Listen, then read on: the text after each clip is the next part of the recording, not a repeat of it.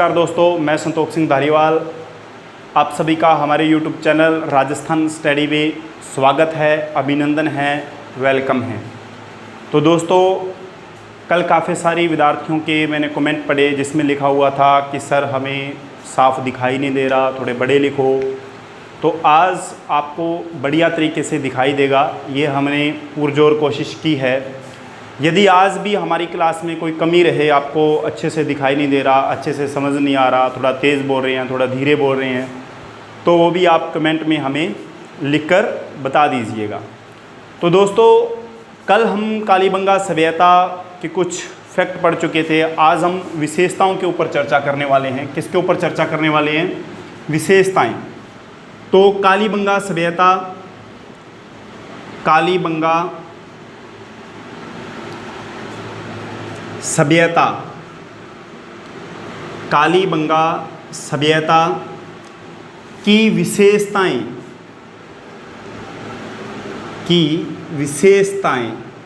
आज हम कालीबंगा सभ्यता की विशेषताएं पढ़ने वाले हैं कि इसमें किस किस प्रकार की, जहाँ से हमारे से क्वेश्चन पूछे जाते हैं इनकी विशेषताओं से संबंधित, है ना। पहली विशेषता क्या है? पहली विशेषता ये है कि यहाँ के जो मकान है ना, यहाँ के जो मकान हैं, उन मकानों की जो ईंटें हैं, मकानों की ईंटें पक्की व कच्ची हैं। इस चीज़ का आपने ध्यान रखना है, पक्की व कच्ची है। यहाँ से एग्जामिनर हमारे से क्वेश्चन इसीलिए पूछेगा क्योंकि जो आहड़ सभ्यता है, कौन सी सभ्यता? जो आहड़ सभ्यता है, वहाँ के मकानों की ईंटें पक्की व कच्ची नहीं है, केवल क्या है? कच्ची है। केवल क्या है? कच्ची है। इसीलिए एग्जामिनर हमारे से ये क्वेश्चन पूछ सकता है। ध्यान रखना, पक्की व कच्ची दोनों प्रकार की ईंटें प्राप्त हुई है। ठीक है दोस्तों। अब देखो, दूसरी बात, हमारे से इन ईंटों का साइज़ पूछ लिया जाता है। तो ध्यान रखना, इन ईंटों का साइज़ 30 × 20 × 10, 10 20 30, 30 20 10, ठीक है ना।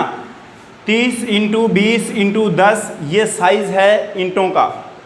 अब उसके बाद में जो दूसरा विशेषता है कालीबंगा सभ्यता की, वह कौन सी विशेषता है कि यहाँ पर गंदे पानी की निकासी के लिए, गंदे पानी या जल लिख लेना, गंदे जल की निकासी के लिए,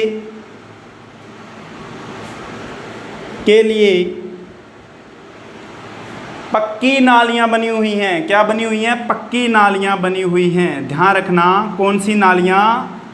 पक्की नालियाँ बनी हुई हैं। पक्की नालियाँ बनी हुई हैं। ध्यान रखना, पक्की नालियों के अवशेष हमें कहाँ से प्राप्त हुए हैं?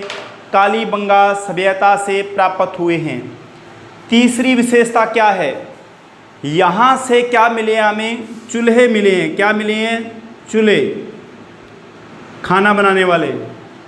यहाँ के जो चूल्हे हमें प्राप्त हुए हैं वो वर्तमान के तंदूर के समान हैं। जो वर्तमान में तंदूर होता है ना, तंदूर, वर्तमान में तंदूर कैसा होता है? तंदूर मैं आपको बता देता हूँ।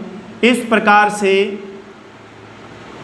प्रकार से मिट्टी का बना हुआ एक चूल्हा होता है, वो होता है तंदूर। क्या होता है? कई सीधे भी होते हैं, कई टेढ़े भी होते हैं ना।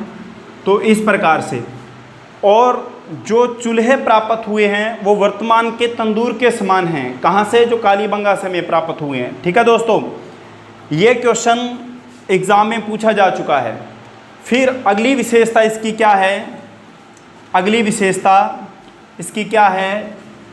विश्व में प्रथम जुते हुए खेतों के प्रमाण कहाँ से मिले हैं? कालीबंगा सभ्यता से। ध्यान रखना, प्रथम विश्व के प्रथम, इस चीज़ का ध्यान रखना, विश्व के प्रथम जुते हुए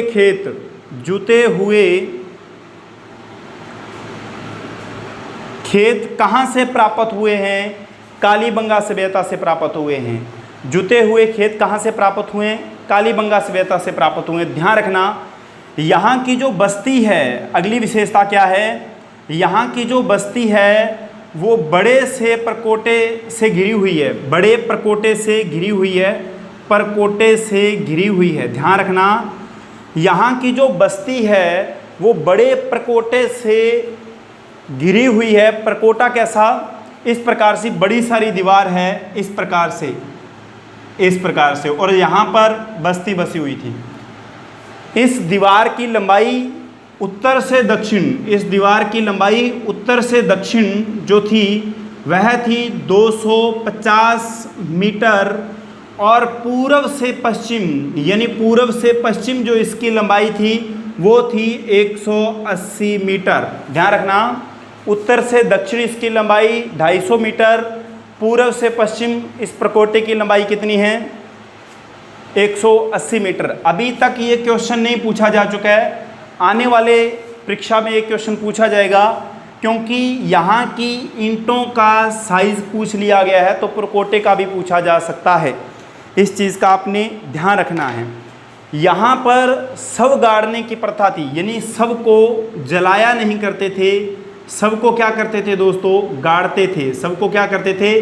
गाड़ते थे, यानी कि ऐसे कब्र का अवशेष प्राप्त हुआ है। किसका अवशेष प्राप्त हुआ है?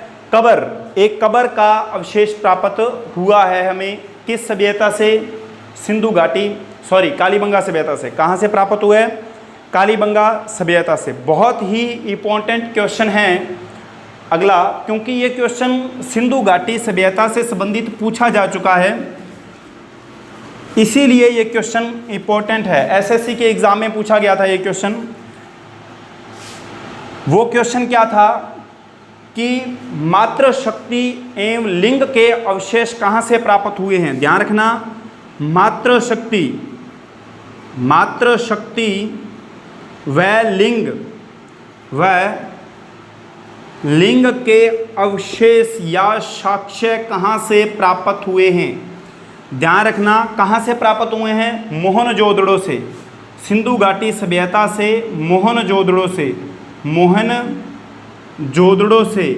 परंतु ये कालीबंगा सभ्यता से प्राप्त नहीं हुए हैं, कालीबंगा सभ्यता से प्राप्त नहीं हुए हैं।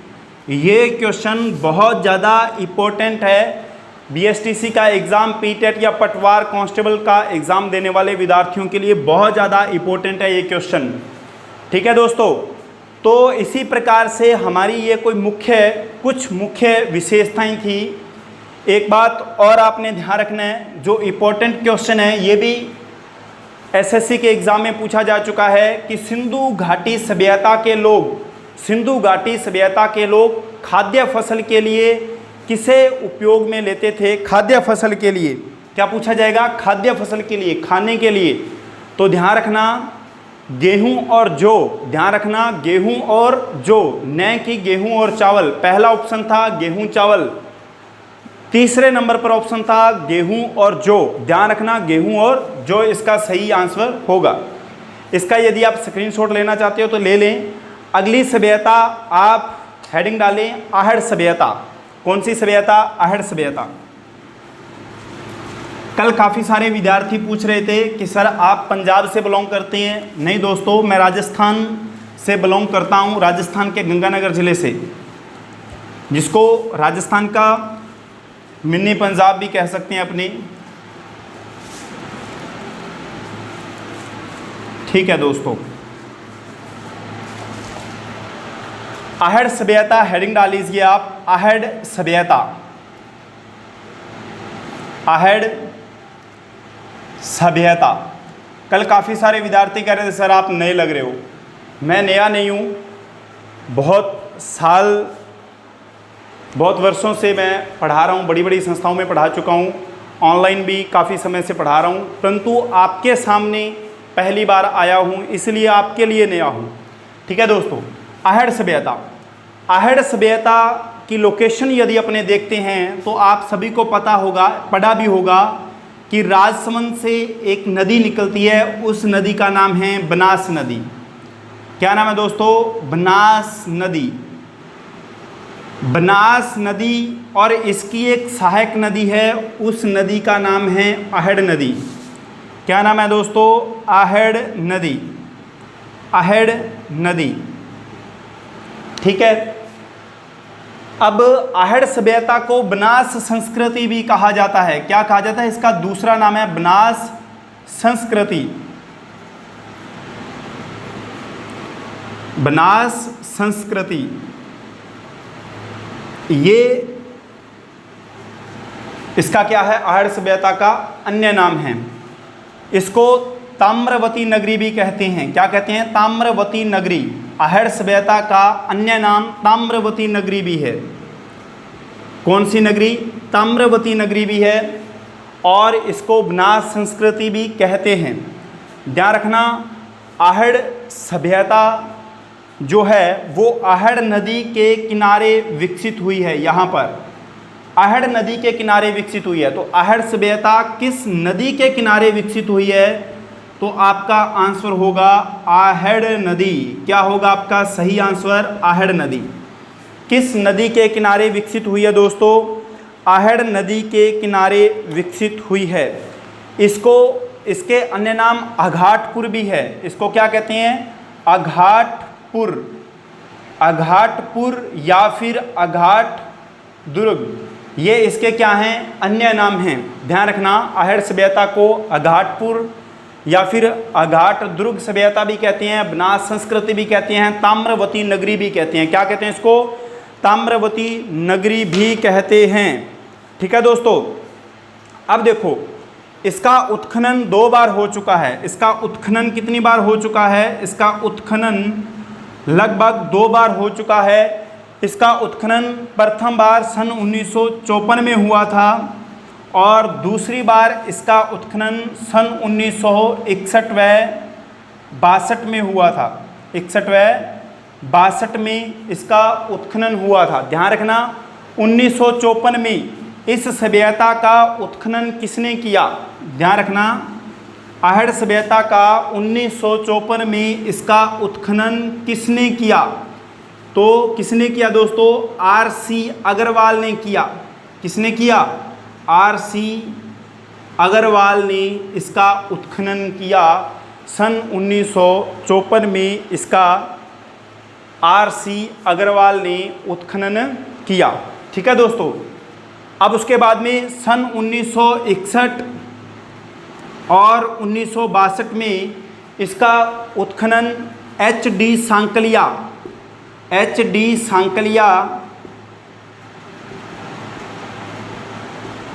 व वी.एन. मिश्रा के द्वारा किया गया। किसके द्वारा? वी.एन. मिश्रा के द्वारा किया गया। ध्यान रखना, एच.डी. सांकलिया और वी.एन. मिश्रा के द्वारा आहेड़ सभ्यता का दूसरी बार उत्खनन किया गया। प्रथम बार उत्खनन आर.सी. अग्रवाल ने किया, दूसरी बार उत्खनन एच.डी. सांकलिया और वी.एन. मिश्रा ने किया। सन 1961 और सन 1962 में इसका उत्खनन किया गया था। ठीक है दोस्तों, तो फिर इम्पोर्टेंट फैक्ट समयकाल, जैसे हम सिंधु घाटी सभ्यता का समयकाल 2350 से 1750 ईसा पूर्व पढ़ के आए हैं, वैसे ही इस सभ्यता का समयकाल, इस सभ्यता का जो समयकाल है, इस सभ्यता का जो समयकाल है 1800 ईसा पूर्व से 1200 ईसा पूर्व तक माना जाता है। 1800 ईसा पूर्व से 1200 ईसा पूर्व तक इस सभ्यता का क्या माना जाता है? समयकाल माना जाता है। ठीक है दोस्तों, फिर इसकी अपने सभ्यताओं के बारे में, इस सभ्यता की विशेषताओं के बारे में चर्चा करते हैं कि इस सभ्यता की प्रमुख विशेषताएं क्या है। इस सभ्यता की प्रमुख विशेषताएं क्या है? इसको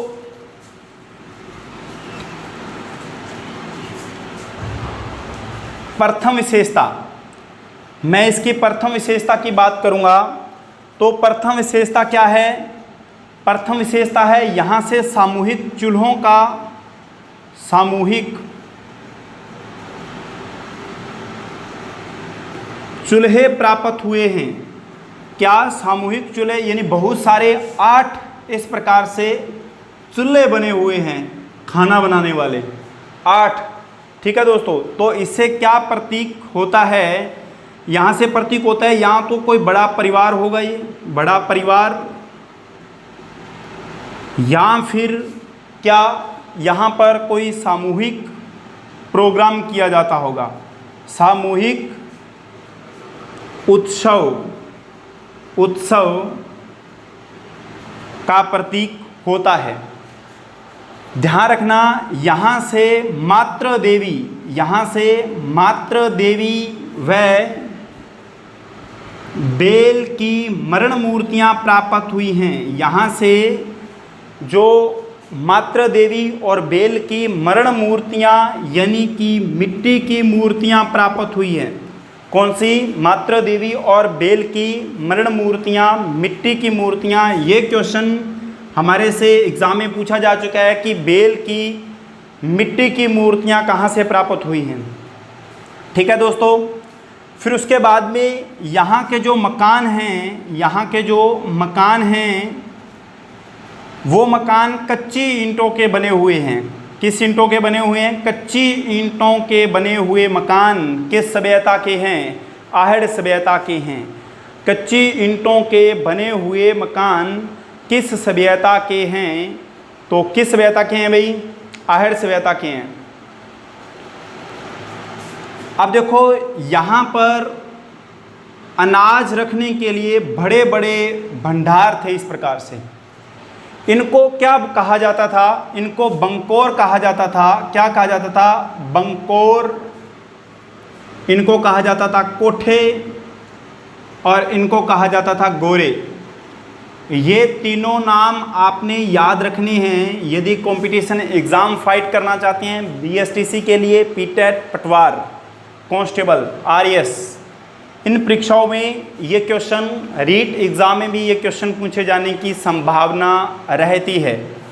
ठीक है दोस्तों, इम्पोर्टेंट बात यहाँ पर क्या है कि इन लोगों का उद्योग कैसे थे। ध्यान रखना, कालीबंगा सभ्यता अपने पढ़कर आए हैं, वो एक नगरीय सभ्यता थी। वो कौन सी सभ्यता थी? नगरीय सभ्यता। कौन सी सभ्यता थी? वो नगरीय सभ्यता थी, कालीबंगा सभ्यता। परंतु आहड़ सभ्यता ग्रामीण सभ्यता है। यहाँ से क्वेश्चन पूछा जा चुका है, नगरीय सभ्यता या फिर ग्रामीण सभ्यता। पक्की ईंटें थी, स्वाभाविक सी बात है नगरीय सभ्यता होगी। कच्ची ईंटें थी, स्वाभाविक सी बात है ग्रामीण सभ्यता होगी। वहाँ पर जुते हुए खेतों के अवशेष मिलते हैं, तो वहाँ के लोग कृषि कार्य किया करते होंगे। यहाँ के लोग व्यापार किया करते थे। यहाँ के लोगों के बड़े स्तर पर उद्योग थे। क्या उद्योग था? तांबे के उपकरण बनाना। तांबे के उपकरण बनाना यहाँ के लोगों का प्रमुख क्या था? उद्योग था। तांबा गलाने की भट्टी भी यहाँ से प्राप्त हुई है। ध्यान रखना, तांबा गलाने की भट्टी किस सभ्यता से प्राप्त हुई है? तो तांबा गलाने की भट्टी भी आहड़ सभ्यता से प्राप्त हुई है। बहुत ही इम्पोर्टेंट क्वेश्चन है ये। तांबा गलाने की भट्टी कहाँ से प्राप्त हुई है? आहड़ सभ्यता से तांबा गलाने की भट्टी हमें प्राप्त हुई है।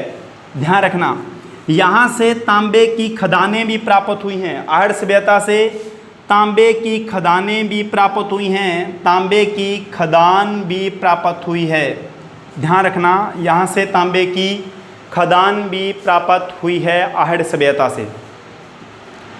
ठीक है दोस्तों, ये आहड़ सभ्यता की प्रमुख विशेषताएं थी।